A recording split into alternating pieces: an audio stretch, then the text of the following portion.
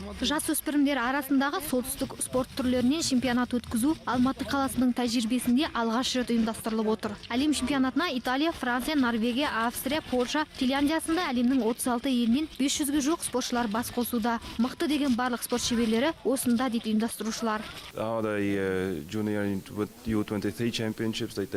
Дәл осы чемпионат өте маңызды деп білемін. Әсіресе таушаңғы тебу спорт үшін маңызы басым. Осы чемпионат үшін ең мықты, ең үздік спортшылар іріктелініп алынды. Бір сөзбен айтқанда, Еуропада ешкім қалмады. Дәл қазір бәрі осында.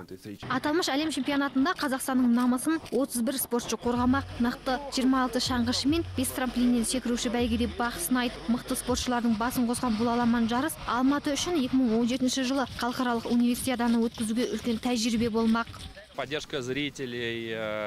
Біз өз алаңымызда үлкен мүмкіндікке ие болып отырмыз. Бізде әрине еліміздің жанкүйерлерінің қолдауы басымырақ болмақ. Қаншама жаттықтырушылар, сервистер, массаж жасаушылар, түрлі мамандардың бәрі қалтқысыз еңбек ететін болады. Сондықтан да мен еліміздің жеңісіне көп үміт артып отырмын.